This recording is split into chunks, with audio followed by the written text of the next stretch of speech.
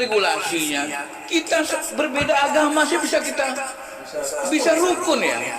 Bisa rukun. Ada yang Islam, ada yang Buddha, ada yang Kristen dan macam-macam.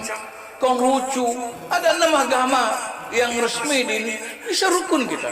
Kok kemudian kita Islam kok tidak bisa rukun? Tidak ada. Kita ini artinya apa? Menurut saya di Indonesia ini kalau misalnya ada yang melanggar hukum, kita punya juga jalur. Kita punya jalur melalui hukum kita somasi, kita macam-macam. Apalagi kalau melanggar hukum, saya rasa tidak ada satu alasan pun kita untuk saling melakukan katakanlah melakukan hal-hal yang katakan merusak persatuan antara kita. Dan Assalamualaikum warahmatullahi wabarakatuh. Sobat-sobat semua, saya Refli Harun. Dalam kesempatan ini saya ingin memperkenalkan YouTube Zulkarnain Al-Maduri. Ya, jadi Zulkarnain Al-Maduri Channel. Banyak kajian tentang sunnah. Mudah-mudahan sobat-sobat semua berkenan untuk mampir ke channel ini ya, untuk kebaikan kita bersama. Wassalamualaikum warahmatullahi wabarakatuh. Assalamualaikum warahmatullahi wabarakatuh. Waalaikumsalam warahmatullahi wabarakatuh. Kembali bersama saya Zulkarnain El-Maduri dan Buya Risman Mukhtar, Wakil Ketua Tabligh Pimpinan Pusat Muhammadiyah, juga Wakil Ketua Komisi Dakwah Majelis Ulama Indonesia Pusat. Ya, melihat fenomena masyarakat sekarang ini di Indonesia dan di luar sana tidak bisa dilepaskan dari berbagai macam keinginan kelompok-kelompok tertentu yang tentu saja perlu pemecahan. Bila dikaitkan dengan agama, juga mendorong adanya perpecahan di kalangan umat Islam itu sendiri. Nah, memandang ini Buya bagaimana ini? Ya, terima kasih. Bismillahirrahmanirrahim. Assalamualaikum warahmatullahi wabarakatuh. Terima kasih Pak Dul. Alhamdulillah kita bisa jumpa lagi, bisa bincang-bincang lagi, bicarakan berbagai hal yang barangkali sangat penting untuk kemajuan dakwah kita masa depan ya. Tapi saya ingin dulu nyatakan bahwa alhamdulillah ini kita terima kasih juga ini. Kemarin kita baru saja bicara tentang ada fenomena Citayam itu, Fashion Week. Ternyata pemerintah sudah sudah ambil keputusan ya, dengan menutup secara resmi karena itu memang di samping itu tidak program itu tidak sesuai dengan katakanlah dengan ketertiban yang harus didukung di ibu kota ini. Mungkin juga ada gangguan terhadap ketertiban umum, jalan raya segala macam. Tapi ini juga barangkali seperti yang pernah bicarakan ada efek-efek negatif terhadap pergaulan moral yang barangkali ini kita terima kasih sekali nih. Ada semacam tindakan yang cepat, tapi namun demikian tentu kita juga mendorong pemerintah dan masyarakat juga agar yang positif kita kembangkan ya. Kita tentu yang mafasidnya kita buang, yang masalahnya harus kita ambil, bahwa kemudian kita tentu kepada semua teman-teman agar segmentasi milenial ini perlu menjadi perhatian kita dalam berdakwah ya. Ini pertama ya. Yang kedua memang kita ini terakhir ini memang agak sedikit prihatin juga ya. Kayaknya kalau saya mengatakan kita ini sudah sampai kepada satu kondisi darurat ukhuwah ini. Darurat ukhuwah ini gimana? Artinya kondisi ukhuwah Islamiyah kita ini sedang diuji ya. Sedang mendapat tantangan. Jadi sebetulnya begini sekalian. Kita tentu harus memahami bahwa Islam sebagai sebuah konsep ajaran Allah SWT itu tentu sangat mendorong terciptanya ukhuwah Islamiyah dan sangat mengutuk ya setiap perilaku-perilaku yang kemudian mendapat memicu dan menimbulkan persoalan-persoalan yang dapat memecah belah ya di kalangan umat Islam. Perlu didefinisikan dulu Bu ya, berkaitan dengan ukhuwah imaniyah dan ukhuwah islamiyah. Ya, tentu begini, kalau kita bicara mungkin dari segi semantik bahasa ya, tentu kata-kata ukhuwah islamiyah sebetulnya ukhuwah imaniyah itulah merupakan landasan prinsip ya. Karena begini, saya ingin mengingatkan di sini kita semua bahwa kalau kita bicara ukhuwah imaniyah itu tentu kita kembali kepada surah Al-Hujurat ya. Ayat berapa itu? Yang mengatakan Allah Subhanahu innamal mu'minuna ikhwah fa aslihu baina akhawaykum wattaqullaha la'allakum turhamun. Allah SWT memberikan satu penegasan dengan memulainya dengan apa? Dengan kalimat tafsir itu. Ukhuwah imaniyah itu, innama itu adalah ada tuh tafsir. Jadi yang memberikan batasan, yang memberikan terminologi bahwa orang-orang beriman itu adalah harus dibangun dalam sebuah persaudaraan. Hanya sungguhnya orang beriman itu bersaudara gitu. Jadi ini kan semacam apa? Syariat ini. Semacam syariat ketua Allah Taala yang harus kita wujudkan, bahwa Allah SWT mengatakan bahwa orang-orang beriman itu saudara. Ini disebut dengan ukhuwah imaniyah. Prinsipnya apa? Selama saudara kita muslim, sesama muslim, dalam akidah tauhid yang benar, dalam iman yang benar, maka sebagai muslim kita wajib saling membangun silaturahim, dan haram hukumnya saling memusuhi.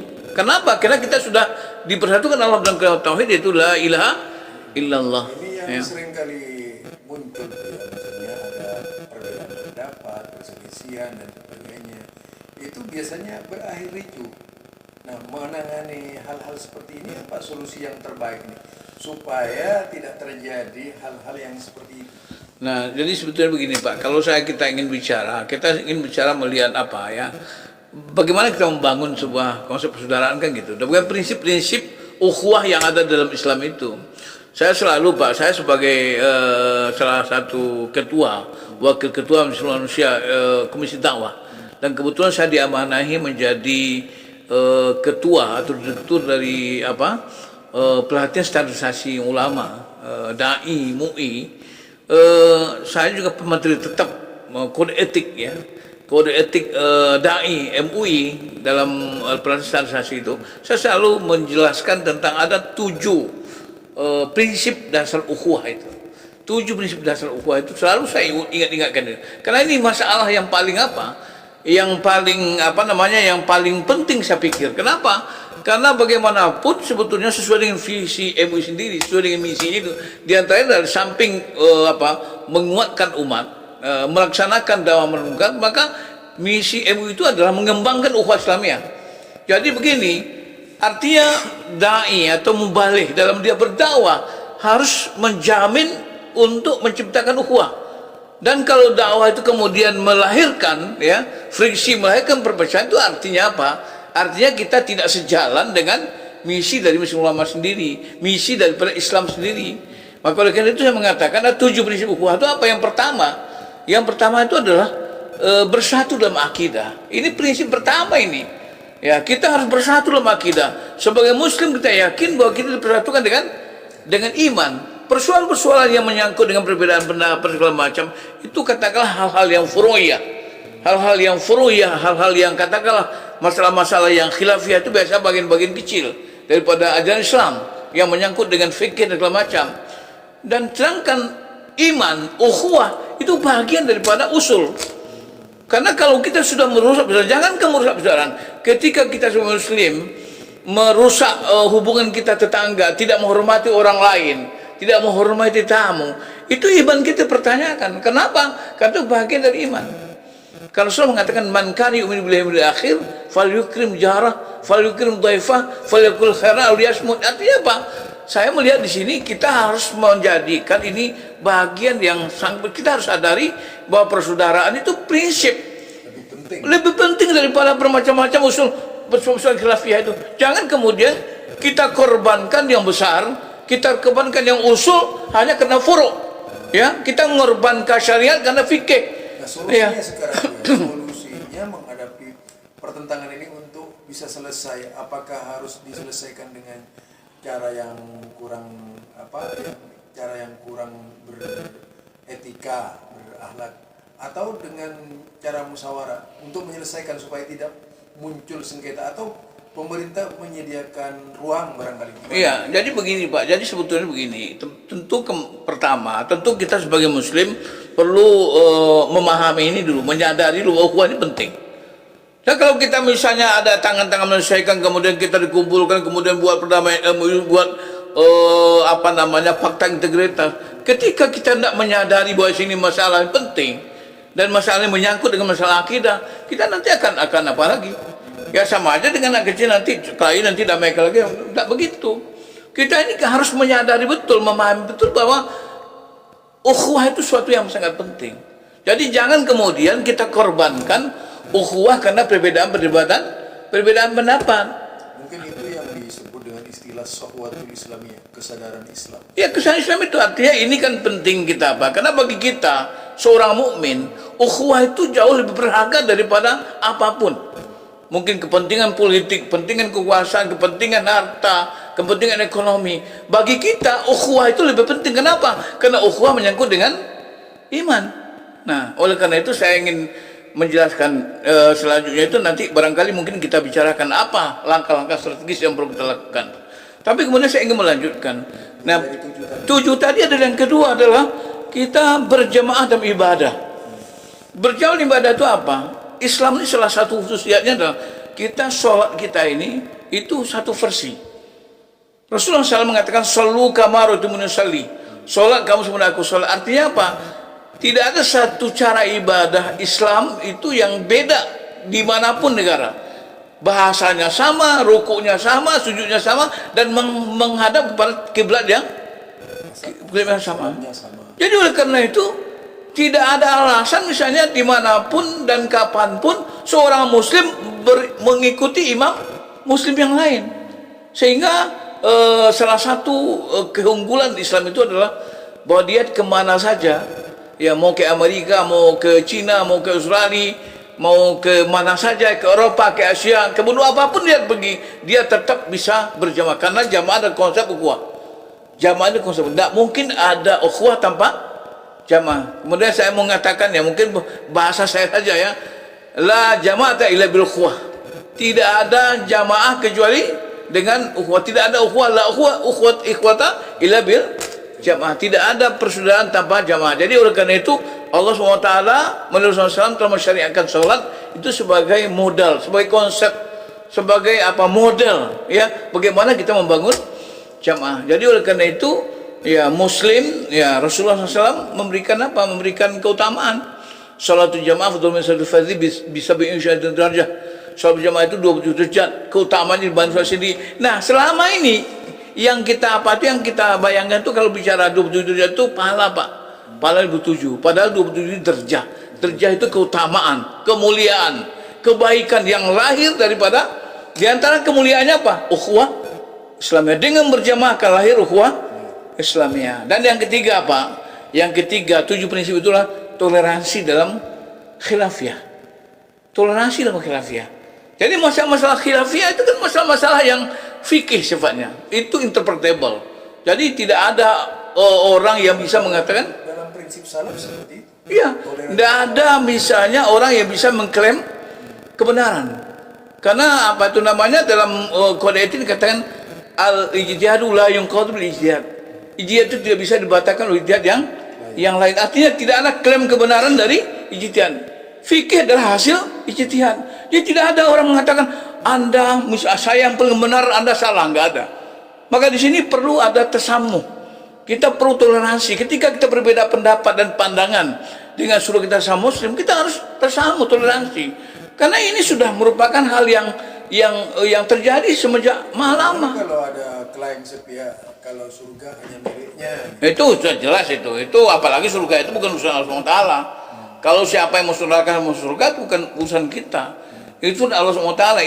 Allah nanti yang menentukan. Inna rabbaka huwa yafsilu bainahum yaumil qiyamah fima kanu fi yakhtalifun. Jadi oleh karena itu tidak ada klaim kebenaran. Jadi oleh karena itu kita harus siap untuk berbeda. Nah, sebagai manusia yang sempurna. Kita ini harus sadar, kita lahir dengan perbedaan-perbedaan. Jadi kalau kita tidak siap berbeda, berarti kita tidak siap jadi manusia. Ya, kita satu ibu bapak aja bisa berbeda pikiran. Para imam saja berbeda. Iya, imam tuh saling belajar itu. Imam Syafi'i belajar kepada Imam apa itu? Imam Malik. Tetapi tidak semua pendapat Imam Syafi'i mengikuti Imam Malik. Dan Demikian juga Imam Ahmad bin Hanbal. hampir itu artinya apa? Itu mereka saling memberikan, malah dalam konteks Syafi'i sini mengatakan itu salah hadis pemadhabi, Iya. dan semuanya mengatakan ini ana basyarun aswabu akhtau, ya. Ana masalah mufti. Iya. Usid. Wasib, ukhti wa usib, gitu. Jadi saya benar, saya bisa benar dan saya bisa salah. Nah, oleh karena itu memang begini. Dalam hal-hal yang seperti ini kita harus apa? Harus saling memahami, saling menerima, saling menghargai. Kita amalkan apa yang kita yakini sesuai dengan ilmu yang kita miliki dan kita yakini, dan kita menghargai orang lain yang beramal dengan pendapat. Ini namanya ikhtilaf. Itu namanya khilafiyah. Jadi khilafiyah kita tersamuh. Nah, kemudian ketika kita misalnya mau mendialogkan, nah itu yang keempat, ihsan dalam bermujadalah. Karena Allah mengatakan wajadilhum lati ihsan. Kalau kita misalnya mau berdebat, mau berdialog, harus dengan tujuan yang benar, dengan cara yang benar. Tidak dengan cara menyakiti, tidak dengan cara caci maki. Kita mengajukan bukan kekuatan suara, tapi kekuatan massa yang kita dapat, tapi kekuatan dalil hujjah. Kita berdebat dengan kekuatan hujjah. Oh ya, dalam apa itu ada misalnya ada tariqatut tarjih. Kita mencari dalil yang arjah, yang paling kuat, karena kita sadar bahwa kita ini sudah jauh terpaut dengan masa Rasulullah SAW. Kita udah 1400 tahun. Nah, 1400 tahun itu bermacam-macam hadis semacam, ya mungkin lahir dari melalui jalannya yang berbeda, diriwayatkan oleh orang berbeda, dan ini akan ada kajian-kajian. Dan itu oleh karena itu kita harus ihsan. Jadi kita kalau berdialog tidak mencari pembenaran, tapi mencari kebenaran. Apa bedanya mencari pembenaran dengan kebenaran? Kalau orang yang mencari kebenaran, dia akan mendengarkan dan bersedia mendengarkan orang yang berbeda pendapat dengan dia. Jangan-jangan orang yang berpendapat lain dengan dia itu yang benar, karena dia menjadikan pendapat orang lain sebagai uji kebenaran apa yang dia miliki. Tapi kalau orang yang mencari pembenaran, dia akan berusaha dengan cara apapun, ya memperjuangkan kebenaran ini, karena bagi dia yang benar itu hanyalah dia pendapatnya. Ini yang tidak boleh. Ini gini ya, perselisihan yang sering berujung masalah, kemudian tanpa penyelesaian, dan itu berlarut-larut. Di sisi lain juga banyak juga bahasa-bahasa yang tidak baik terus dikembangkan, narasi-narasi yang bukan baik terhadap kelompok-kelompok tertentu. Nah, menghadapi problem seperti ini, kondisi seperti ini, penanganannya itu seperti apa? Nah, jadi begini. Jadi ya kita barangkali baru 4 ya. Nanti saya pikir bisa itu. Jadi nanti kalau yang berkaitan dengan itu, tapi saya selesaikan sedikit ya. Misalnya tadi sudah ihsan dan bermujadalah. Jadi kita berdialog itu bukan untuk mencari pembenaran, tapi untuk mencari kebenaran. Kita siap mendengarkan pendapat-pendapat yang berbeda dengan apa yang kita yakini, apa yang kita pendapat kita sendiri. Kalaupun berbeda harus tetap satu. Tetap satu. Jadi artinya ini kita harus pahami bahwa ini perbedaan ini tetap pada wilayah khilafiyah, wilayah ijtihadiyah yang kita harus saling menghormati satu sama lain. Kemudian pada yang kelima itulah fatanah dalam bersiasat. Fatanah bersiasat itu cerdas dalam berpolitik. Nah, bagi kita umat Islam, apalagi bagi para dai, politik kita bukan bukan dakwah politik. Ini politik dakwah. Siasat dakwah itu strategi dakwah. Bagaimana kita berusaha untuk dakwah kita ini bisa diterima orang lain dengan cara yang bijaksana, bukan dengan cara yang bagaimana kita memaksa orang lain, karena Islam ini kita tidak boleh memaksakan pendapat kita.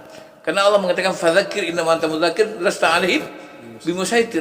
Jadi kamu tidak memaksa. Malah Allah sendiri pun juga mengatakan la ikraha fiddin. Tidak ada pemaksaan. Apalagi dalam keyakinan, apalagi dalam pendapat. Tidak boleh saling memaksa. Oleh karena itu kita fatwana itu cerdas. Boleh nggak menghukumi pendapat orang lain, menyalahkan pendapat orang lain dengan cara-cara yang tidak elegan? Oh, itu tentu jelas nggak boleh. Nah, dalam Islam itu kita diminta oleh Allah SWT kita berdakwah. Kalau itu pendekatan dakwah, ud'u ila sabr bil hikmah wal mau'izatil hasanah wajadil billati hiya ahsan. Nah, kalau kita misalnya lalu tidak sesuai dengan orang, kita menolaknya idfa' billati hiya ahsan. Kalau kita menolak dan setuju, kita tolak dengan cara yang lebih baik. Jadi tidak boleh yang tidak elegan, artinya kan dengan cara-cara yang katakanlah mungkin dengan cara yang ekstrim, dengan cara yang menimbulkan pemusuhan yang lebih besar, itu nggak boleh. Kerusakan nggak boleh. Jadi kita harus betul-betul menyadari itu.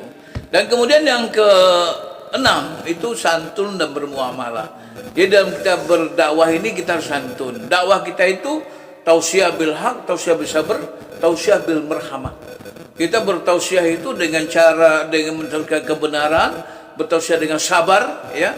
Sabar artinya bukan dengan dengan gerasa gerusu, bukan dengan cara emosi, tapi juga kata Allah tausiah bil marhamah, dengan cara kasih sayang. Kita melihat orang yang berbeda dengan kita itu adalah teman kita, suruh kita sama muslim.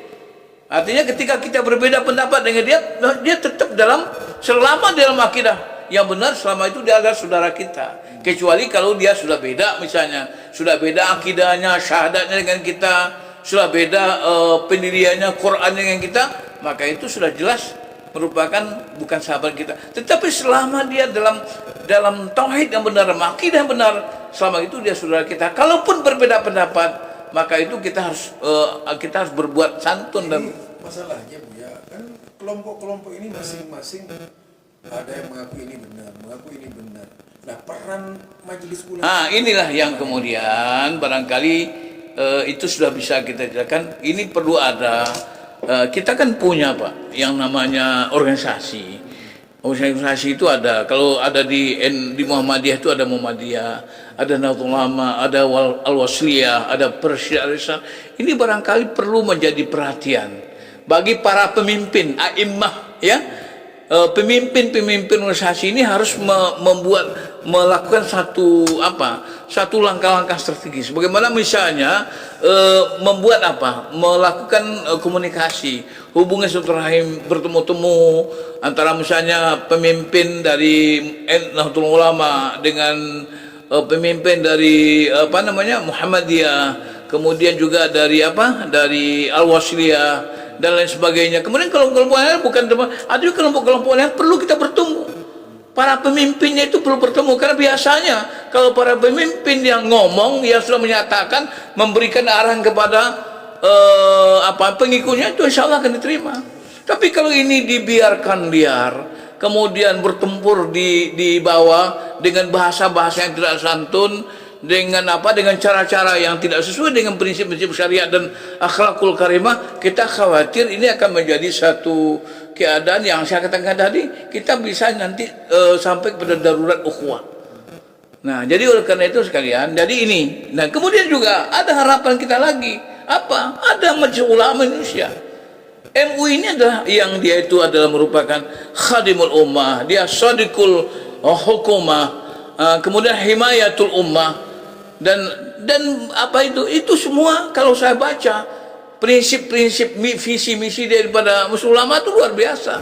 Makanya saya ketika saya memberikan materi kode etik dakwah di pelatihan standarisasi dai MUI, saya selalu menekankan 7 hal ini.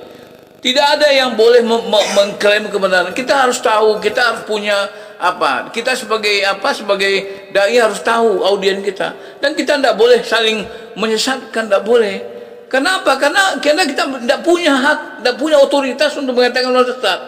Kalau kita misalnya, saya mengatakan, kalau Anda melihat ada orang lain yang salah, yang tidak sesuai dengan prinsip-prinsip Quran dan Sunnah, Anda tinggal mengatakan ini yang benar, ini tuntunan Quran Sunnah. Lebih baik daripada Anda menyatakan itu bid'ah. Lebih bagus Anda mengatakan inilah yang sunnah sesuai dengan Al-Quran ayat sekian surah itu, kemudian hadisnya ini, takrir hadisnya, kemudian insya Allah. Nah, kemudian kalau misalnya orang itu masih nggak mau, ya silakan saja, tidak masalah, karena kita masing-masing nanti di akhirat bertanggung jawab dengan amal kita. Jadi oleh karena itu saya sangat mikir juga itu, kenapa kita harus saling ngotot? Yang akan menilai amal kita itu siapa nanti? Mungkin majelis ulama ini perlu sekali majelis ulama menerangkan kepada umat, karena tadi disebutkan oleh Buya itu bahwa majelis ulama itu himayatul ummah.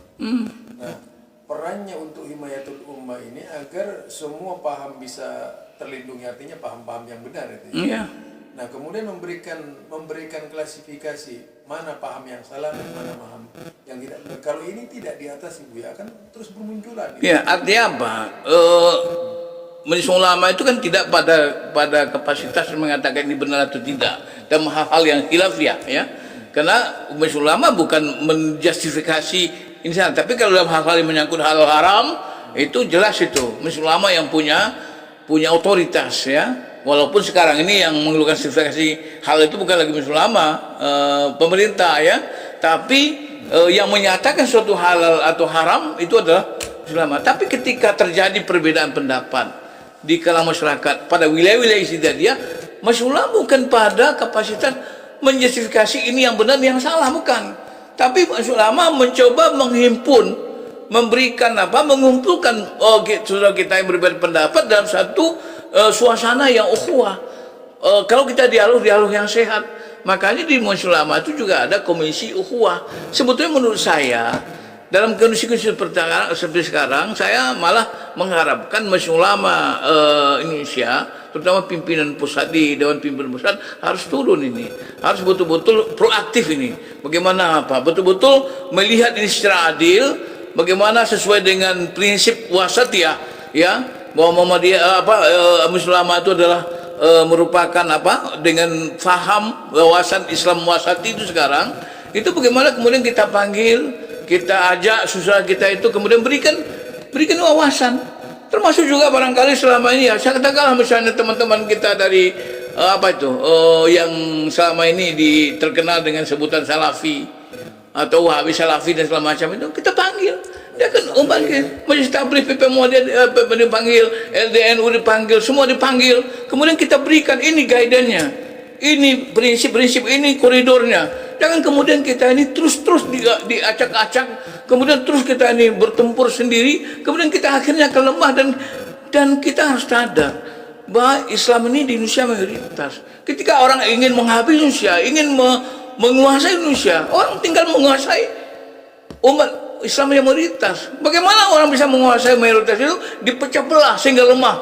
Kalau umat Islam sudah lemah, bangsa ini terancam nih. Kenapa? Karena mayoritas. Kalau umat Islam sudah berpecah belah, artinya bangsa Indonesia sudah berpecah belah. Oleh karena itu saya mau mengatakan kepada teman-teman Muslim, para pimpinan, saya mohon itu mari kita ajak, ya, kawan-kawan itu kumpul di majelis ulama. Mari kita berdiskusi dengan kepala dingin, dengan akal yang yang sehat gitu, bahwa ini kita sekarang ini buat apa? Kita ini kan adalah para pemimpin umat yang ingin agar umat ini bersatu padu. Ya, kita kan sudah tahu, Pak, 350 tahun kita dijajah oleh Belanda. Kekuatan mereka itu bukan senjata, Pak. Kekuatan mereka itu adalah strategi divide et impera yang mereka lakukan. Mereka pecah belah umat ini, kita tidak satu, bangsa ini menjadi pecah belah, saling berperang, lalu 350 tahun bangsa kecil menguasai bangsa besar, bangsa Indonesia yang besar. Kenapa? Karena kekuatan mereka bukan pada kekuatan senjata, kekuatan angkatan perangnya, tapi kekuatannya adalah pada strateginya memecah belah umat. Ketika memecah belah, dia akan kuasai. Bangsa yang kecil sekalipun ketika bangsa besar berpecah belah akan dikuasai oleh bangsa yang kecil. Gitu. Berarti ada peran orang ketiga dalam tubuh umat Islam. Iya, artinya begini, bukan artinya masing-masing itu seperti majelis ulama, dan saya rasa juga negara juga harus hadir. Tidak saja majelis ulama, negara, karena bagaimanapun ya regulator itu kan negara.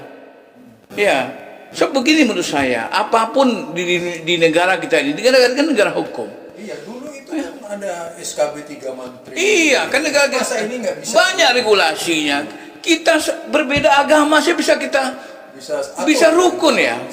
Bisa rukun. Ada yang Islam, ada yang Buddha, ada yang Kristen Protestan dan macam-macam. Konghucu, ada 6 agama yang resmi di Indonesia. Bisa rukun kita. Kok kemudian kita dalam Islam kok tidak bisa rukun? Malah tidak ada pembubaran gereja. Nggak ada. Kita ini artinya apa? Menurut saya di Indonesia ini kalau misalnya ada yang melanggar hukum, kita punya juga jalur. Kita punya jalur melalui hukum, kita somasi, kita macam-macam. Apalagi kalau melanggar hukum, saya rasa tidak ada satu alasan pun kita untuk saling melakukan katakanlah melakukan hal-hal yang katakan merusak ya persatuan di antara kita. Dan saya pikir mungkin dulu perlu dicontoh itu Bu ya, sikapnya KH Wahab Hasbullah dengan Mas Mansur itu. Gimana ceritanya? Nah jadi Kiai Haji Wahab Hasbullah ini kan salah satu pendiri NU kan, dan Kiai Haji Mas Mansur ini ketua PP Muhammadiyah waktu itu. Itu kan bentuk tanwirul tafkir gitu. Nah mereka ini bertemu setiap harinya, setiap pertemuan itu selalu dibahas hal-hal yang bersifat khilafiyah gitu. Tapi pada akhirnya walaupun tidak disetujui, sama-sama menerima. Mungkin ini perlu diterima, Ya, perlu juga dibentuk ini. Iya perlu. Artinya sunnah yang sudah baik itu kan sunnah hasanah tuh. Iya, Pak. Sehingga Sunnah hasanah. iya karena Rasulullah man sanna sunnatan hasanah falahu ajruha kan. Wajrun man amila khalfaha kan gitu. Iya, dan mengikuti tadi itu wajadilhum Billati ahsan itu artinya bertemu, berdialog, saling mengutarakan, menyampaikan pendapatnya, saling mengkaji, menampaikan hujah-hujah yang mereka yakini kebenarannya. Kemudian setelah itu ketika memang itu bisa disatukan, ya kita sependapat. Karena bagaimanapun ya kalau siapa yang mengatakan itu, umatku ini tidak akan apa, kata Rasulullah, tidak akan berkumpul dan sepakat dalam sebuah kesesatan. Nah, kalau kita memang sudah suatu hal yang baik, kita sepakat. Tajadami ummati alad dalal. Alat dalal kan, artinya kan tidak mungkin lah itu umat ini yang akan apa itu, apalagi kalau misalnya kita bicara orang-orang yang ke masjid misalnya kan. Rasulullah itu mengatakan, kalau kamu melihat orang yang pulang pergi ke masjid setiap hari, yakinilah bahwa orang itu beriman. Yakin itu. Jangan kamu mau masjid cuman formalitas, setiap hari dia ke masjid. Subuh ke masjid, zuhur ke masjid, sholat asar ke masjid, maghrib ke masjid, lalu kita tuduh dia orang yang Teroris. Terus nggak benar, itu memang sudah nggak bagus kan. Kata Rasulullah, yakinilah mereka adalah dia itu orang yang beriman. Oleh karena itu menurut saya ya, mari kita sama-sama kembali ya. Mudah, tidak ada masalah. Ini sebetulnya kita artinya saya melihat bagaimana kita semua mau kembali pada prinsip ukhuwah tadi. Yang ketujuh tadi itu adalah istiqamah dan berdakwah. Kita istiqamah dan berdakwah. Kita ini Allah SWT, saya ingin sampaikan itu. Surah Asy-Syura ayat 13 itu prinsip yang perlu kita kaji, kita pelajari. Allah SWT mengatakan dalam Al-Quran itu, A'udzubillahi syara'akum minad-din ma wasa bihi Nuhan walladzi auhayna ilaika wa ma wasana bihi Ibrahim wa Musa wa Isa an aqimud-din wa la tafarraqu fih. Kata Allah SWT, Allah telah syariatkan kepada kalian tentang Islam itu apa yang Allah pernah wasiatkan kepada Nuh, itu juga yang Allah wahyukan kepada engkau, yang kami wahyukan kepada engkau ya Muhammad, dan apa yang kami wasiatkan kepada Ibrahim, Musa dan Isa, apa? An aqimuddin wal tafarraqu fih. Tegakkan Islam itu dan jangan kamu berpecah belah di dalamnya. Lihat lagi misalnya Allah mengatakan wa'tasimu bihablil jami'a wala tafarraqu, berpegang teguh dengan tali Allah sekalian dengan cara berjamaah dan jangan berpecah belah. Lihat lagi dalam surah Ali Imran juga surah 4. Setelah Allah mengatakan wal takum minkum umatun khair wa ya'muru bil ma'ruf wa yanhauna 'anil munkar wa ulaika humul muflihun. Apa kata Allah? Wala takunu kallati tafarraqu wa ikhtalafu min ba'di ma ja'ahumul bayinat wa lahum 'adzabun azim. Jangan kamu seperti orang yang berpecah belah saja, Allah ancam dengan azab yang besar. Kalau kembali kepada kisahnya siapa Ustadz Ahasan dengan tokoh-tokoh NU berbicara yaitu sekitar tahlilan, tapi intinya tidak ada masalah, baik-baik saja gitu. Padahal kita tahu sikap Ustadz Ahasan itu keras. Dia kan artinya memang dia persis lah ya. Iya. Bagaimana ini umat kalau kembali kepada hal-hal yang baik dari masa lalu ini? Ya artinya menurut saya itu kata orang Padang ini mengambil tuah kepada yang menang, mengambil contoh kepada yang sudah ada gitu. Jadi kita belajarlah dari apa yang sudah ada. Kata orang Batu, alam terkembang jadi guru gitu. Kita lihat para pemimpin kita dahulu. Kenapa dahulu itu di saat kita terjajah kita bisa bersatu? Kok di saat kita merdeka kita malah bisa kita saling cakar, kalian memusuhi antara satu sama lain.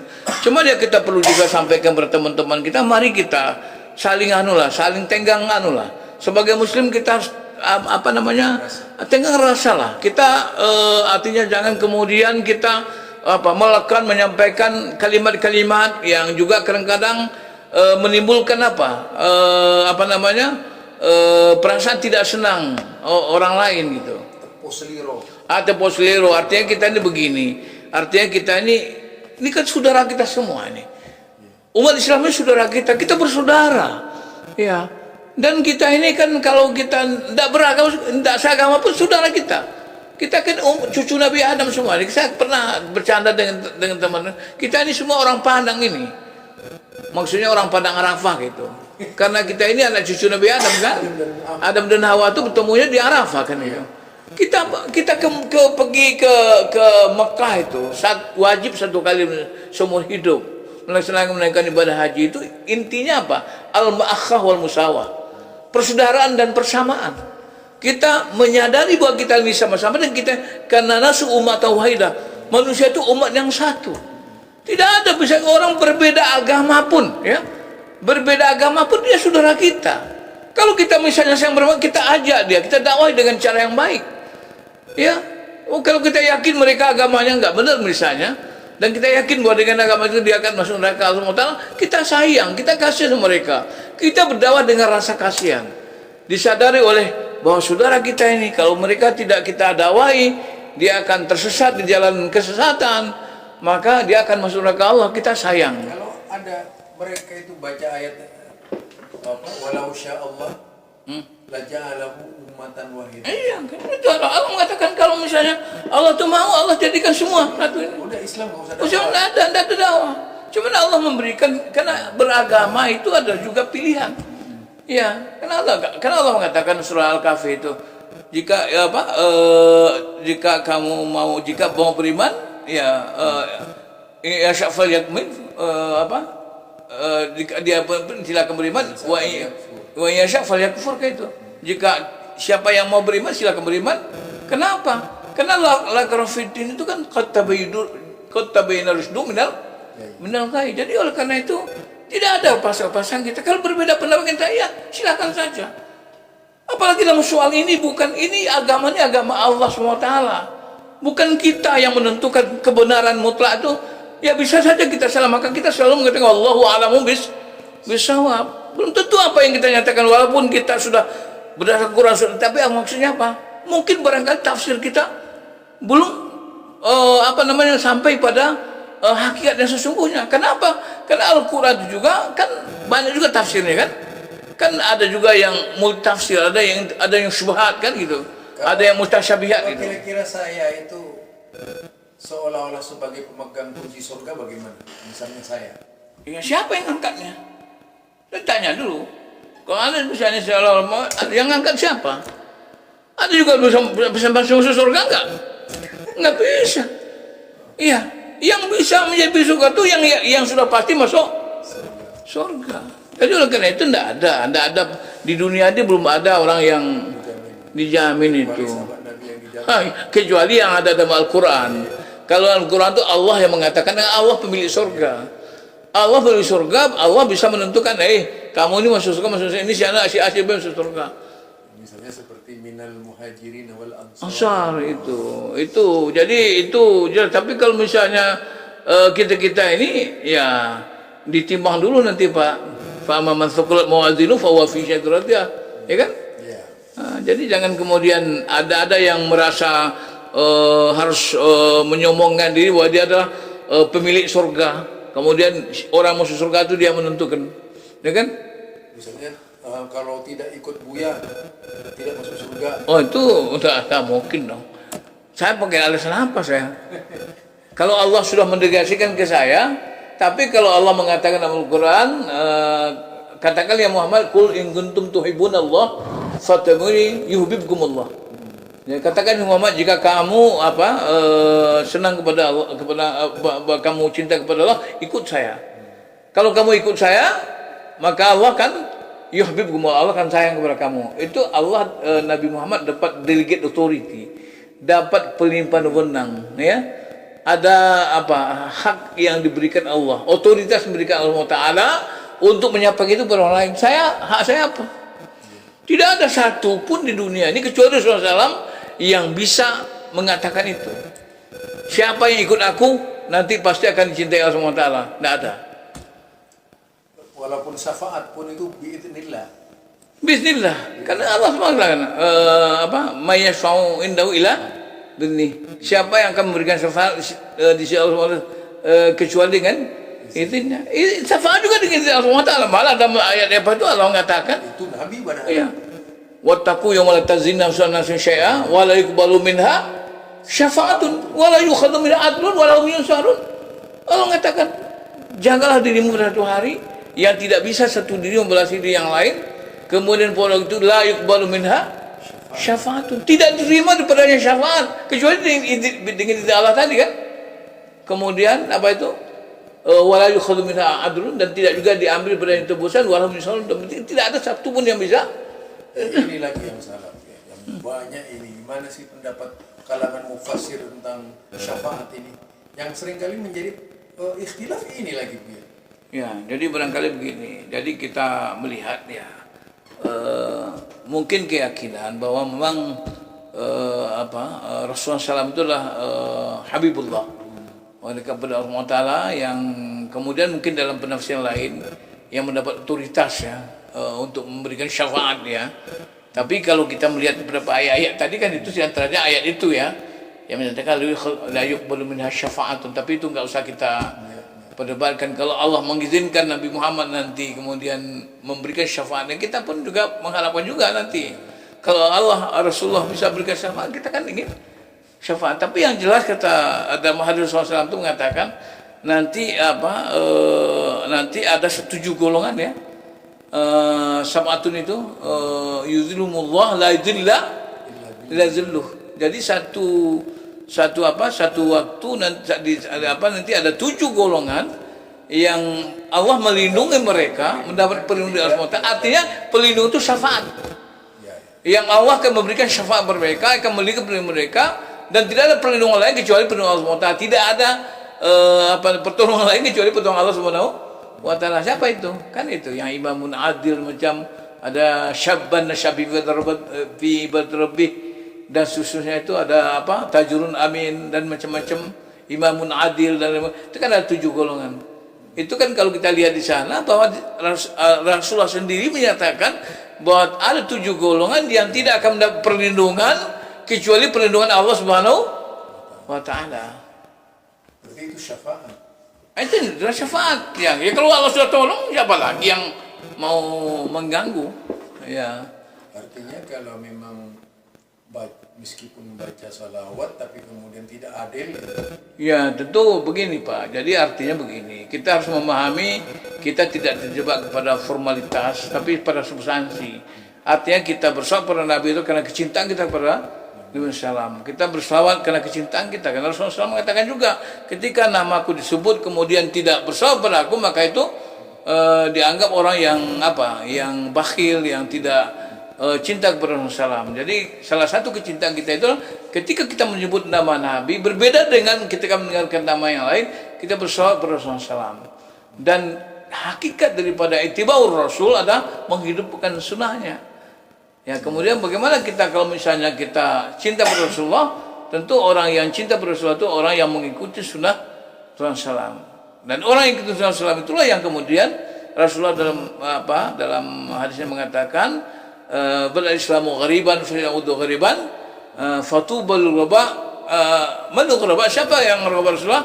Alladziina yusluhuna ma afsadan nas min sunnati. Kata Rasulullah, yang dikatakan ghuraba itu orang yang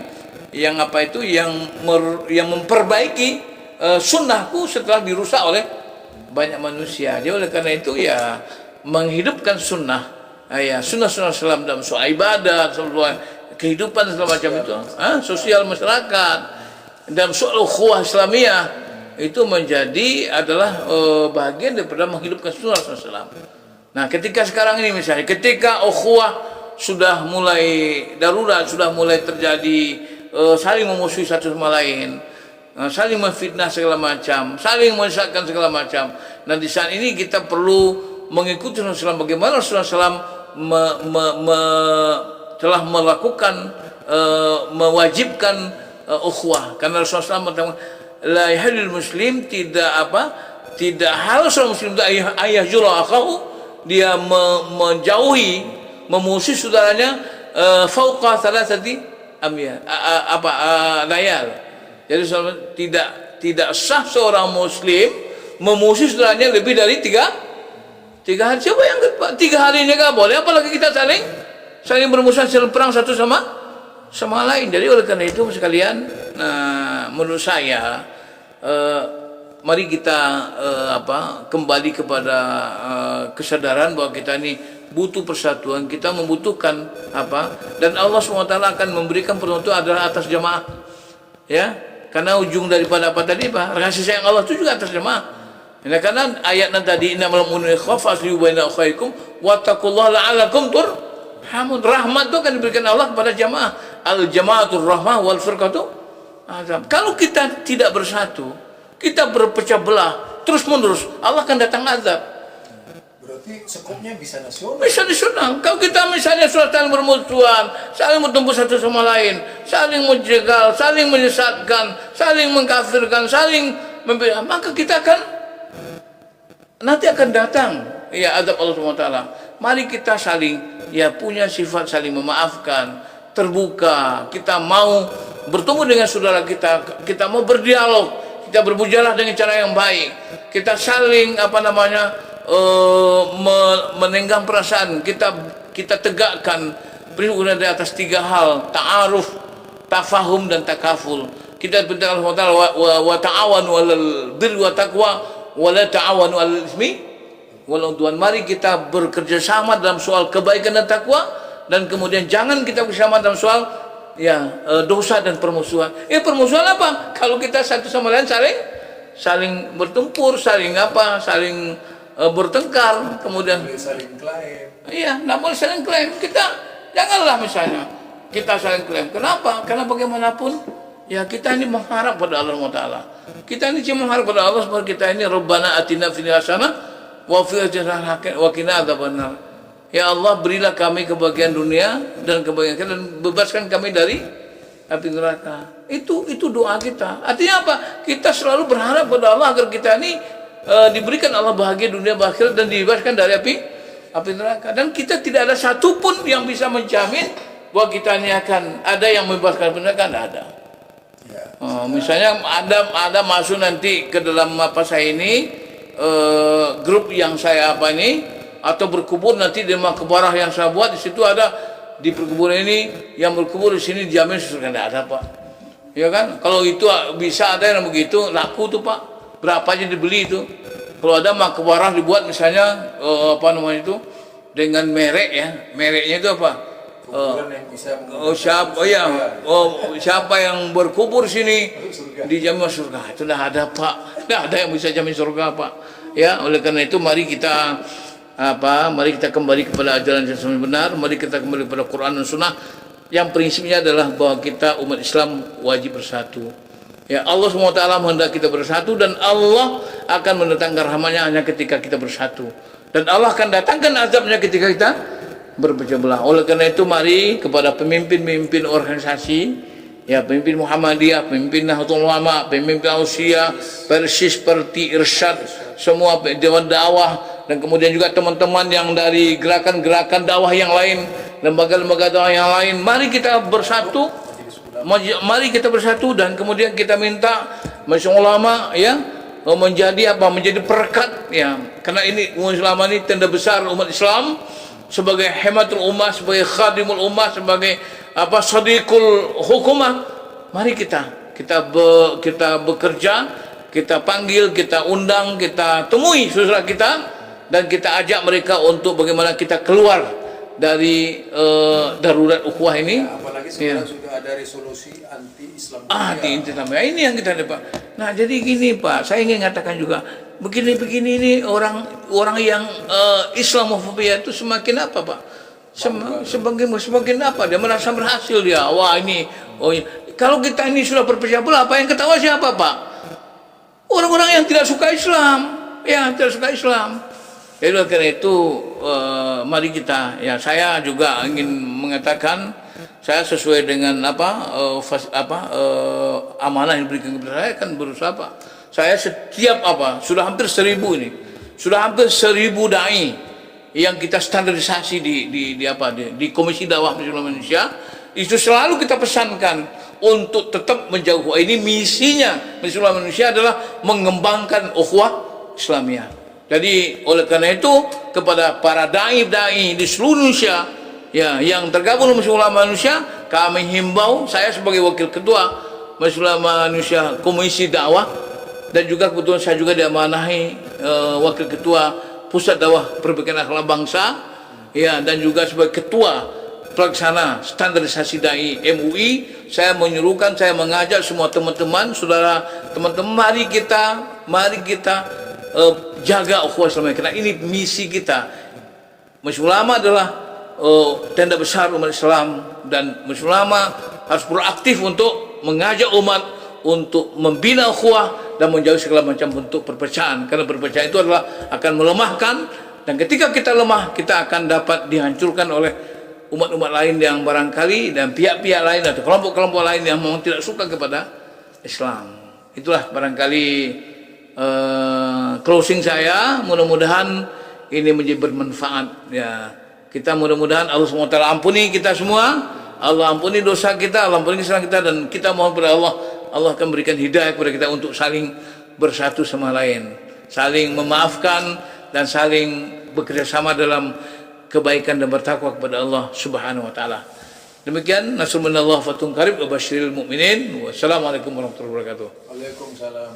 Nah, demikianlah perbincangan kami dengan Buya Risman. Beliau sebagai Wakil Ketua Majelis Tabligh Pimpinan Pusat Muhammadiyah, Wakil Ketua Komisi Dakwah Majelis Ulama Pusat, dan masih banyak lagi jabatan-jabatan lainnya di Majelis Ulama Indonesia. Mudah-mudahan ini bisa memberikan manfaat guna dan memberikan banyak pelajaran kepada kita. Kita bisa mengambil pelajaran yang ada di dalamnya untuk kita amalkan dalam kehidupan kita sehari-hari. Yang jelas kita tolak perpecahan, kita sambung silaturahim. Toh kalau ada masalah kita pertemukan dengan cara-cara yang baik, selesaikan dengan cara-cara yang dialogis, dan menempuh cara-cara yang musyawarah amru syura bainahum. Barangkali ini. Assalamualaikum warahmatullahi wabarakatuh.